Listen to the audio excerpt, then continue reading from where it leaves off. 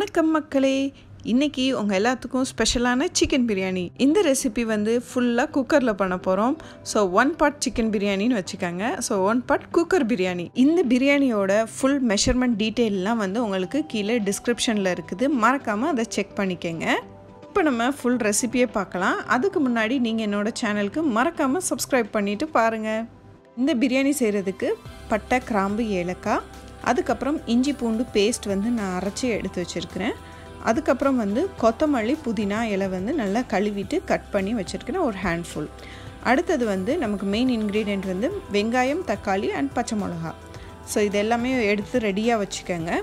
நம்ம வந்து சிக்கனை வந்து ஃபஸ்ட்டு மேரினேட் பண்ணிடலாம். சிக்கனை வந்து நல்லா கழுவிட்டு இதில் வந்து 2 டேபிள் ஸ்பூன் இஞ்சி பூண்டு பேஸ்ட் போட்டுருங்க. நம்ம எடுத்து வச்சுருக்கோம் இல்லையா, அதிலே ஒரு பாதி எடுத்து போட்டுருங்க. ஸோ அடுத்தது பார்த்திங்கன்னா இதில் வந்து மிளகாய்த்தூள் போட போகிறோம், அண்டு தயிர், உப்பு, இது 3 ஆட் பண்ணி நல்லா மிக்ஸ் பண்ணி மேரினேட் பண்ணிடுங்க. இது வந்து நம்ம பிரியாணியோட மசாலாஸ் எல்லாம் வந்து ரெடி ஆகிற வரையும் கொஞ்சம் மேரினேட் ஆகட்டும். ஸோ சிக்கன் மேரினேட் ஆகிட்டு இருக்குது. நம்ம வந்து இப்போ வந்து தாளிச்சிடலாம் பிரியாணிக்கு. நான் வந்து எண்ணெயும் நெய்யும் மிக்ஸ் பண்ணி தான் போடுறேன். அதில் வந்து நம்ம எடுத்து வச்சுருக்க பட்டை, கிராம்பு, ஏலக்காய் போட்டு தாளிக்கிறேன். ஸோ பட்டை, கிராம்பு, ஏலக்காய் போட்டோடனே கொஞ்சம் பொரிஞ்சதுக்கப்புறம் நாம் வந்து இதில் வந்து வெங்காயமும் பச்சை மிளகாயும் ஆட் பண்ண போகிறோம். ஸோ இதுதான் மெயின் இன்க்ரீடியண்ட், வெங்காயம். இது வந்து எவ்வளோ நம்ம வந்து ப்ரௌனாக வதக்குறோமோ, நல்ல கோல்டன் ப்ரௌனில், ஸோ அவ்வளோ பிரியாணி வந்து கலராகவும் டேஸ்ட்டாகவும் இருக்குங்க. ஸோ இது வதங்கிக்கிட்டே இருக்கும்போது சைட் பை சைடு நம்ம வந்து கொஞ்சம் கொஞ்சமாக நம்ம கட் பண்ணி வச்சுருக்க மல்லி இலையும் புதினாவையும் சேர்த்துக்கிட்டே இருக்க போகிறோம். நான் வந்து இங்கே பாஸ்மதி ரைஸ் தான் யூஸ் பண்ண போகிறேன். ஸோ நல்லா மெஷர் பண்ணிக்கோங்க ரைஸை ட்ரையாக இருக்கும் போது. அதுக்கப்புறம் இதில் வந்து தண்ணி ஊற்றி ஊற வச்சுருங்க. இது வந்து நம்ம வெங்காயம் வதக்கப்போ ஊறினா போதும். ஸோ வெங்காயம் நல்லா வதங்கிச்சு. இப்போ வந்து கொஞ்சோண்டு மல்லித்தலையை வந்து நான் ஆட் பண்ணிடுறேன். எங்கள் சேனலில் வந்து நிறைய ரெசிபி வீடியோஸ் இருக்குது, லாக்டவுன் நேரத்தில் நீங்கள் எப்படி சமாளிக்கலான்றது. ஸோ அந்த ரெசிபி வீடியோஸ்லாம் மறக்காமல் செக் பண்ணுங்கள். ஸோ இப்போ நம்மளோட வெங்காயம் வந்து நல்லா கோல்டன் ப்ரௌனில் வதங்கிருச்சு. சிம்மில் வச்சுருங்க, அடுப்பை மறந்துடாதீங்க. இவ்வளோ தூரம் வதங்கணுங்க. ஸோ இதுக்கப்புறம் நம்ம இதில் வந்து தக்காளி வந்து ஆட் பண்ணிடலாம்.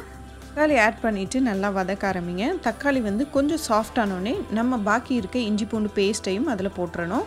ஸோ இப்போ பார்த்திங்கன்னா தக்காளி வந்து நல்லா சாஃப்ட் ஆகிடுச்சு. இதில் வந்து இஞ்சி பூண்டு பேஸ்ட்டையும் நீங்கள் ஆட் பண்ணி வதக்க ஆரம்பிச்சிடலாம்.